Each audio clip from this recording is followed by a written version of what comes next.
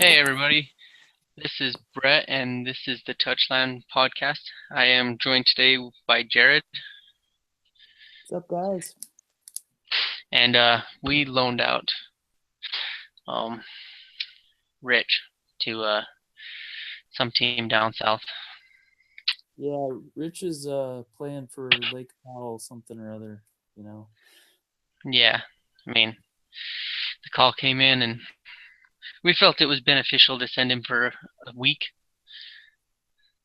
but Yeah, I mean, he could can't use some blame sun. He could use some sun.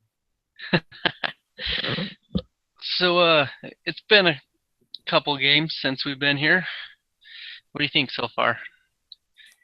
We've had the LA game where we kind of got smacked around, and then we had the response game against Houston.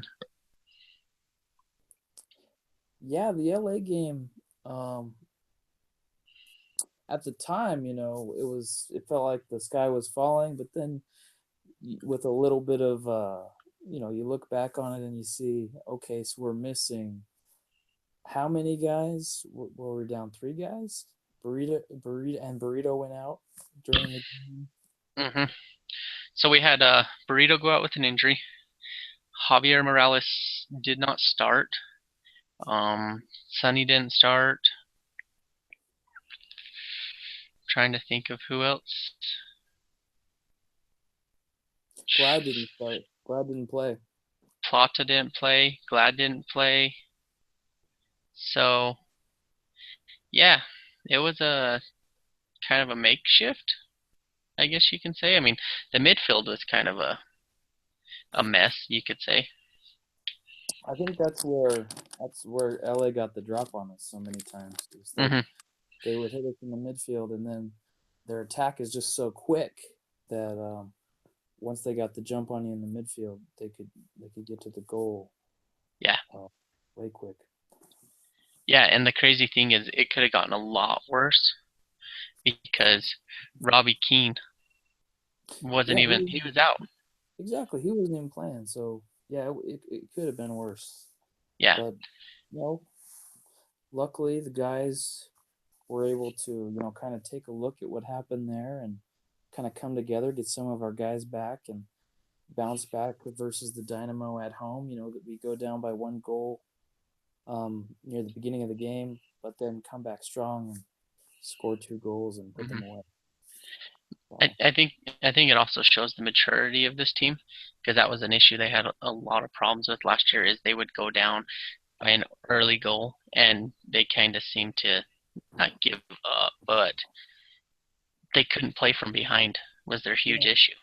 they could never just quite. Yeah, they could look like they were going to start a comeback, but then they'd always fall short. Something would hmm happen. They they trip it up, and I think you're right. The maturity factor kicks in there. I mean, we only had Burrito for what, the last half of the season last year, or If even a full half.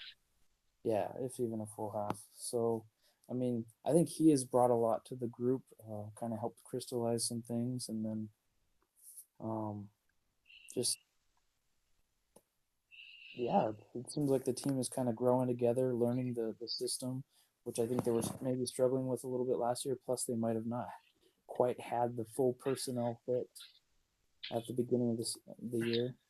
Yeah, But it seems like everything is starting to really roll. I think a huge uh, benefactor to this all has been Burrito, and I think it's essential for this team to have a guy like that who can play up top and have the ball skills to play mess around and still keep control of the ball and everything and allow Yura and Allen and Plata and whoever else, Javi, to get forward and help out a lot more. And so I think that's where they were struggling is they would get the ball up there, but they didn't know what to do with it as soon as they had it. And now Burritos, he's essentially a second Javier on the field for us. Yeah, after I think after the Dynamo game, the post game show that they have on the radio, I think a caller called in and mentioned to Speno and his colleague, whose name escapes me, um, he mentioned that he felt that Yura was kind of like a huge glue guy for RSL, and Hmm. having Yura Movsisian, even the game, and they referenced the game versus Kansas City where we were missing a lot of guys, kind of like against LA, but against Kansas City they were able to pull through, and Yura was kind of able to help guys step up, and I think that made a lot of sense that you could say that Movsisian has had a huge impact on this team, like that veteran guile and toughness that he seems to embody. Hmm. Yeah, I mean, you could. There's a few games that I've gone to this year, and even and so I've seen it in person, but there's also times I've seen it on the TV, and there's those guys that you know are your leaders, like Kyle Beckerman. Hmm. You can just see him like he demands something out of his team, or he demands something out of somebody, and then there's those guys that you wouldn't expect to step up and become the leader, and that's like a burrito. And you can just see that like what he demands, and I've seen it a few times watching games where he'll be in the middle of a throw in or something like that, team's getting ready to throw it in, and he's sitting there coaching one of his midfielders about what we need to do to be better and stuff. And one thing I've noticed is he's actually taken Allen, it seems like, under his wing to kind of teach him all that stuff. That's really awesome. I hadn't really noticed that much, but I think that I'm trying to remember if it was Allen that was giving a post game interview or something like that. But I remember the player that I heard specifically mentioned how you know when Burrito and whatnot they're pushing the ball, they're pushing the attack and everything like that. It makes other players want to work for them to help them get those goals, and when they're Hmm. when they're scoring and everything like that, it's kind of the still it's still that core RSL theme of the team is the star, which is Yeah. great to see even with these talented guys like Burrito and Yura. They're not just like demanding the ball and saying, we don't have Plata acting like he's Kobe Bryant. He's Hmm. got this. They play as a team, which is really great. Yep. It's great to see that, and I think that's something that you noticed missing in that LA game. As soon as he went out with that injury, there wasn't that leading force on the field. Yeah. I mean, Beckerman was there, and he was kind of keeping his temper under check. And I mean, there's a few times he kind of got after a ref or got after a player or something like that. But as far as that, glue guy, he was missing. And so it was nice to see him when in the Houston game. It seemed like all the glue was back there, back together. Hmm. And so It's like the team is a tapestry and it needs to be interwoven together to really it function. needs a burrito. Yeah. So, but I mean, something that came out of these last few games. I mean, speaking of Burrito and having to leave that game, was we dealt with some injuries. We had Plata pick up an injury, which, from the sounds of it, he probably will be back in our next game. But we've had Aaron Mond go down with an injury, Yeah, and hamstring strain. Burrito had to leave the LA game early because of an injury. What can we make from these injuries? Well, I think it's tough to say because it seems like it's almost like a different guy every week. Um, Hmm. so I don't know. I don't want to fault the training staff or anything like that. I think if you start to see this trend over the course of the whole season, you have to start looking for a cause for sure. But I don't know if it's just been a little bit of bad luck or it's hard to say. Yeah. Well, I mean, I think the Mond and Burrito, I mean, I love Plata and everything like that, but Mond and Burrito's injuries, I think, hurt us the worst when they're not there. Mm-hmm. And I think it's interesting because, as I said that earlier today, I was reading an article that MLS put out of their most underrated 11 players, and Burrito and Mond were on the starting 11 for that team of the most underrated players in the league. That's a And huge compliment. and let's be honest with ourselves. If you're saying Burrito's underrated, the sky's the limits with that guy. He, his ball skills are just incredible, and the way he can juke guys, and uh, I don't know. I mean, just watching the vines of him messing with guys and beating guys, with just with his dribble is great. Hmm. Yeah, and but so with Mon getting hurt, it's really going to test our depth. I mean, probably more than we really want to be testing it. So do you think we'll see? So You think we'll see Olave and Glad together with Mond out? I think you're kind of forced to have to, because Yeah, who else do you start there? yeah, it's true. I mean, and I hate to say it that way, because I mean, there's plenty of guys I'd love to start there. I mean, I'm on this huge youth movement kick. I want Glad to get as much minutes as he can, Mm-hmm. Well, but I think Olave he's been serviceable. He hasn't been like a giant sieve. We haven't really noticed tons and tons of problems that look like they're all Olave's fault. I mean, sure, we can think of 2 or 3 goals over the course of the year so far, but overall, I mhm, think he's been pretty solid. I mean, I think we're a little bit too quick to jump on him for the LA game and whatnot, but mhm, we were missing a lot of guys, and like we were talking about before, I think it might have kind of sort of been that hole in the midfield that created all that pressure on the back end. So yeah. Well, and I know I I've watched that LA game a couple times now, and I know a huge issue that I was noticing, and I mean, and it was all across the defense. I mean, even Beltran, and he's our best guy back there. They would struggle um, pressuring the ball. And the one that stuck out the biggest was Olave, and I know that like with Glad we're gonna have growing pains going forward. Like if I start him every game, I know I'm gonna have to deal with little rookie mistakes and first and second year player mistakes yeah, from him. But yeah. I'm wondering if it'd be better off to let him deal with those mistakes this early in the year. That way, when it comes playoff time and pushing for playoffs and stuff, we're not throwing him into a must-win situation and dealing with those rookie mistakes. See, and it's tough to say. I I'm at a point right now where I'm gonna. I think the beginning of this season has shown me that I need to give Kassar a little bit more credit and a little bit more trust because Mhm, last year, you know, we were all going, "Oh man, why the heck did we let Crace go?" I mean, we should have done something, and we're just like, "Oh, Kassar sucks," and blah blah blah. But now you're starting to see like the plan is coming together.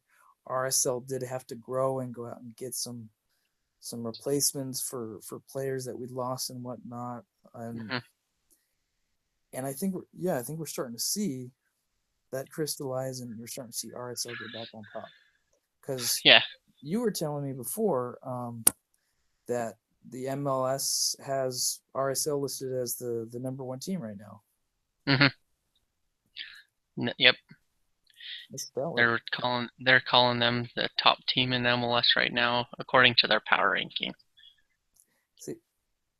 See, yeah, and I think you got to give credit to the organization and everybody, and kind of just trust them a little bit to say they know what they're doing, because it's almost like a worst to first turnaround, and this is a quick turnaround. I'm pleasantly surprised, how fast this turnaround is happening. It's Mhm. just great. Yeah. Well, I mean, it's all over the board. I mean, over in the East, Toronto is a huge difference maker this year. Colorado was the last place team last year, and they're well one of the last place teams, and they're you know top team in MLS right now as far as points is concerned. So And they're talking about the game that we have. I think somebody said the game RSL versus the Rapids is the two best teams in the MLS going head to head in the Mountain West. Who'd have thunk it? yeah, based off of points, There's three teams right now with 17 points, and us, Colorado, and Dallas. But I mean, if you look at your points per game, we're the only one that's above a 2. So on average, every game we're pulling in at least 2 points a game, and I think that Mhm. has a huge thing to do with um, our our home record. I mean, we're 4-0 at home. I mean, Colorado's 4-0, but they're only 4-0 until Saturday. That ends. And it's nice that we don't have to deal with the 4th of July Tim Howard Colorado team yet. So that kind of Yeah. changes their team dynamic a little bit too, hmm bringing in one of the best goalies in U.S. history. Yeah. So with Mon being out 2 to 3 weeks, we're going to be looking at Colorado game, the Houston game, and probably I'd say the Kansas City game. I'm guessing we'll probably see Mon return to the bench on that game if Mm-hmm. he's on track. So we know Glad's going to be starting. But what about Jordan Allen? He's taken over lately and shown a lot of promise. Does he deserve a spot in this starting 11? And if so, where do we put him? Well, it makes you wonder. Do you give him a, because you're thin at in the back right now, center back? Do you try Jordan Allen out as a center back for a As while? like an emergency center back? Yeah, Um, because he's kind of got that Swiss Army knife rule, so to speak, that people have been talking about. yeah, no, I think you leave like a winger or a DeMar Phillips as your emergency center back. Hmm. Um,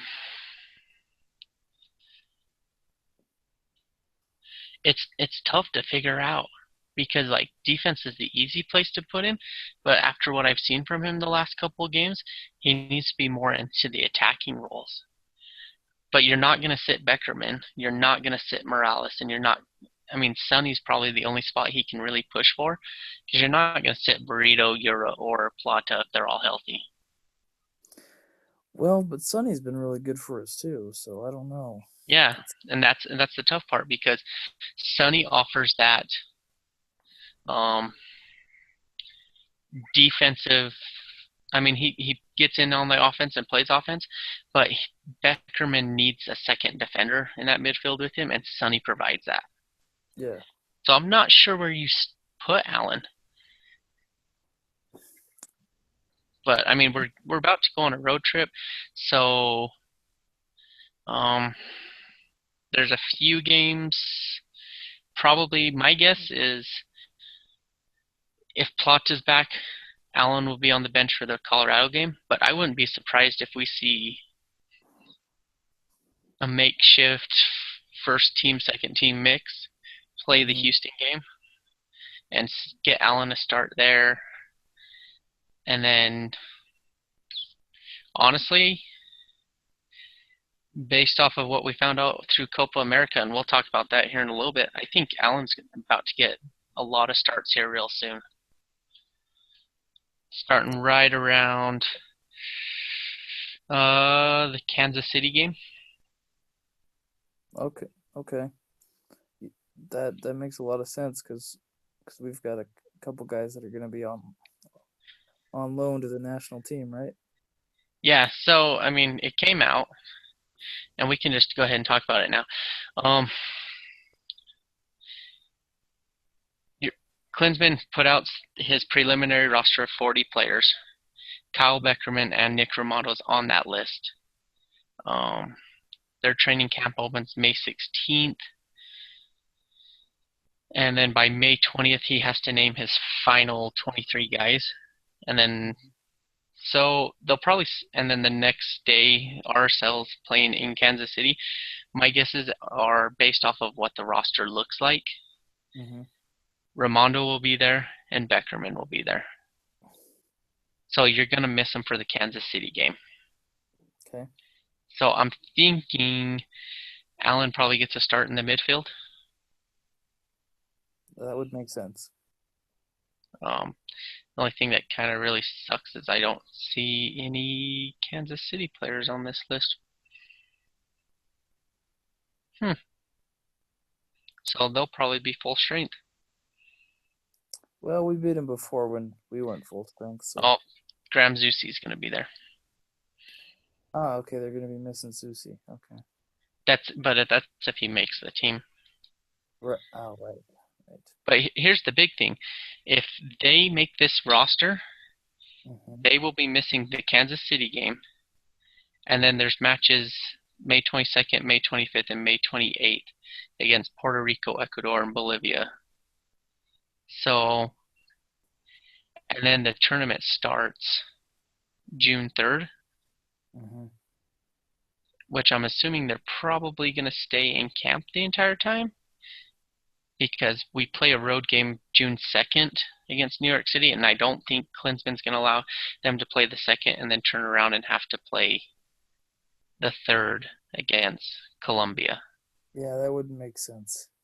Yeah, so essentially you're looking at May 16th through, and it all depends on how well the United States goes through this tournament, but the earliest you'd see Beckerman and Raimondo back is June 11th, but there's a chance you lose them for the entire month of June. Wow. That's a long time. So I think Plata's going to, I mean, not Plata, Jordan Allen's going to see some time. But the scary thing about it is we're looking at what? 1, 2, 3, 4, 5, 6 games that we will not see Raimondo or Beckerman, essentially. Wow. It's going to be a crucial stretch. Yeah, I mean, the road trip we're about to go on, because we need new grass, is amazing. And it's going to be tough on these guys, but I think that stretch is going to be, it's going to tell about our depth and how mature our team really is. I agree. So, I mean, earliest you're looking at them getting back is the July 1st game. Well, not the earliest. I mean, they could be back in time for the Red Bulls game on the 22nd. Maybe the Portland game, depending on how it all plays out. But, yeah, July 1st. Yep. If they make it all the way to the first place game or third place game. Right. That's a long time. That is definitely going to have an effect on the season. And you have to wonder if the MLS at some point is going to consider trying to take a week or two off for international play. Well, that's the annoying thing about it is everywhere else in the world, they take the time off. When there's tournaments going on, they will shut it down. But I don't know what's going on with the MLS. I think they have issues with FIFA. Probably. In the same way that Tim Duncan has issues with FIBA. Yeah. FIBA sucks. Yeah. He's a man on his own. Even though I think he gave me one of the greatest Twitter, between him and Raimondo, the greatest thing I've ever seen on Twitter. What? Where he took a picture of him, like it was him sitting inside a airplane seat, and it basically was just showing his arms, and like so you can see the tattoos on his arm, and you see this like giant, I think it might have been a Rolex, just sitting on his arm, and he's sitting there holding like an iPad or something like that, and he wrote something about headed home or something like that, and then like Raimondo noticed it, and they were on the same flight together, and Raimondo took a picture of his arm and everything, and he's got this watch. I mean, it was a nice watch, but not even like a not a Rolex or anything like that. And then he had instead of an iPad, he had just like the Sky Mall magazine in his hand, and he like tagged him in it, and he's like, "This is what MLS salaries get you." That's awesome. That is so awesome. The other one was Tim Howard, because I was Yeah, Tim Howard was one of them, and the other and Nick Romano responded that way. okay. Because I said I referenced Tim Duncan, Hmm. so I was wondering how you made the leap there. You were trying to figure out where I was going with it, Yeah, yeah. Oh, that's pretty hilarious, though. Oh my goodness, that but that is you know, something crazy might actually happen going back to Copa. Is Jamaica's in it? That's we could essentially um, lose Demar Phillips. yeah, man. That is crazy, man. Yeah. Um, he's been called up before, but Plata's home country's playing in it. No, that would be Yes. painful. MV Plata. Hey, I got a jersey now. I got a Plata jersey. I got a kit. Sorry. About time, man. Yeah, I mean, you no. finally got a scarf. Yeah, I finally got an RSL scarf. I'm gonna get another one next week. Yeah. But I mean, I guess if there's a good thing we can look at about all of this is I think we'll keep Burrito around because I think that Argentina forward position depth chart is kind of loaded. Okay, that is awesome because we need burrito. I think they have some wannabe player named Messi or something like that. Who the heck is that guy, man? I mean, what does he play in Spain or some country like that? Something. Bolivia. Yeah, forget that guy. So, speaking of Spanish-speaking teams, you saw the news about the Mexican games, the two Mexican teams that are going to be coming to town. Yes, I am excited for that one. Now, these are coming up are these in June? They are in June. It will be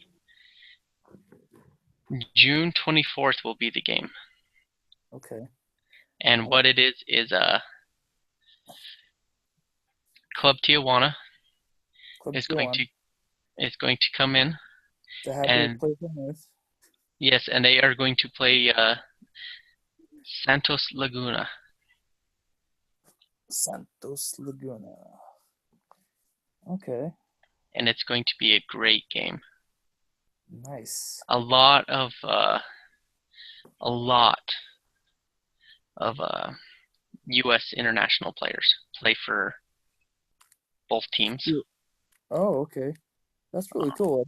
I didn't know that there were that many. Yeah, I know that there was a guy that we had on RSL. That he plays in Mexico now. I can't remember who he's with. Benji Lopez. Yeah. Yeah, he plays for Santos in their second division. And so you also have like uh, Paul Ariola. He plays for Tijuana. I mean, it's fun. They were the Club Tijuana was here. Oh, how long ago was that? 2014, I want to say. And they played RSL in a 1-1 tie. And the greatest thing about it was that was one of Glad's first times getting real minutes, and everybody fell in love with how well he played defense.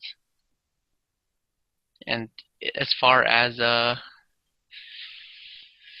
Matt Borchers made a comment in the post game about how he was his dad or something like that, and it's been a running joke on Twitter between the two of them for years now. So I mean, it's gonna be a fun game. Yeah. There's gonna they're gonna hold two open practices, one for each team, where people can go get autographs and um, yeah, RSL setting up a nice little Liga MX showdown. Yeah, that is pretty cool. Oh yeah, Carlos Salcido. He used to play for RSL. Yeah, Yeah, he's Yeah. with Chivas right now. Yeah. So I mean, it's gonna be fun. So two predictions before we leave. Yep. Yep. Road trip. How many points do you think we should pull off on this road trip? We're looking at like 4 games. Mm, five, I want to say. Hmm. Well, it'd be nice to get 15, but that's it's a Yeah, little bit of a 15 would reach. be perfect. That's a little bit of a reach, but How about this? Give me your ideal and then give me realistic. I think ideally we'd get like 12. Okay. But realistically, I see probably a couple of draws in there, so couple of draws, couple of wins, and a loss probably. So it's 1-1, 3-3. That's 8, probably 9 points. 9 points is your realistic. Yeah. All right. Um, I think ideally should be around that 12-point range. And realistically, I want to say that 8 to 9 range. I'm just sitting here looking at it. Colorado, I want to say we're going to go in there and win. I just have this feeling that Beckerman's going to go in there. Jermaine Jones has looked outstanding for everybody, Mm-hmm. like for Colorado playing against people. Mm-hmm. But Beckerman's he's a special player inside that midfield that just knows how to take a player like Jermaine Jones and tone him down and take him out of the game. Well, and he does that in a very specific way that usually involves Yeah. him getting a card or two. hmm But I mean, after that we'll play Houston, who's the last team in the West. I think we win there. Kansas City, that's that Jekyll and Hyde team. Yeah. I'd go as far as saying I'm gonna say a tie. I don't know if you agree or not. I think we could tie Kansas City. Yeah. I think a lot of this is going to depend on partially of who we're missing for how long, Yeah, and so it's really hard to predict all that. But I think that 9 point, 8 to 9 points is very realistic, and that 12 would be like, we'd be sitting pretty if we got 12 points. yeah. But okay, so May 7th at Colorado. Which prediction? Colorado, I think we can go in there and get a 2-1 win. Maybe it might take a 3-2 win for us to win. Otherwise, we might end up drawing them. Okay. What about you? I just get this feeling that this game is gonna be like a blowout. Like we're just Really? gonna go in there and just like dominate them. All right. It's just So you're thinking what, it's just 4-1? feeling 12-1, 12-2. I don't know. Burritos goes off for 5 goals. And then, The burrito game yeah. is what I shall call it. No, I'm just thinking back to our last time we played them. I mean, we only won 1-0, Right. but isn't that the game where like the ref played a bigger role in it than he should have, and like took goals away from us? Like, isn't that the one that I want to say, Yura got like outran the entire defense, like as they stood flat-footed and put it in the back of the net and then celebrated, and then the flag went up? yes, but I'm starting to wonder if that was against. No, yeah, I think that's the game that we were live tweeting.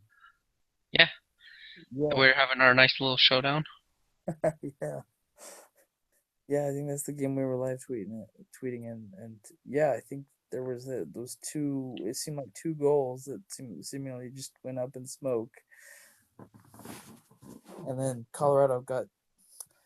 But I could have sworn Colorado was like gifted a goal or something. I can't remember. No, we beat them 1-0. Yeah, so that was something else. Yeah, that was the game because that's also the game that Oh, their goalie ran out on, and was we that like chipped it like Plata just outran everybody and tapped it in. gotcha? Was that the Kansas City game where they were like gifted that goal? Yes. Yeah, that was the Kansas. Oh, So I think I'm gonna say 4-1. no, that's impressive because I don't think we've scored 4 goals in a game this season. I know that like Colorado's got this nice little home field advantage working for them, and they're doing great. But I don't know. I That's a just that's a I team think that I think this I think it's a team that's got some issues that will eventually come out. I mean, we didn't think we'd go into LA and get ran over like that. right, and for all we know, RSL is kind of they're a little cheesed off that they didn't get all that they didn't get the blowout at home, and so they want to go sock it to them. So Hmm. that very well could happen. And I, I I've heard folks talking, and they're just like, this season in Major League Soccer, it's like anything can happen, and Yeah, anybody can get on a hot streak, and it's like it's the most forgiving league, where yeah. you could be terrible at the beginning of the year, but then if you just hit your stride and keep going, then you got a shot to make it to the playoffs. So Hmm. RSL needs to keep going strong. That's all we can do. So, all right, man. Anything else you want to throw out there?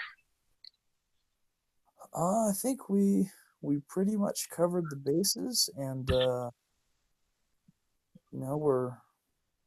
we've pretty much rounded third. So I don't, yeah, I can't think of any random movie references or whatnot. I guess Rich isn't here to spark that. So Yeah, we should recall him from his loan.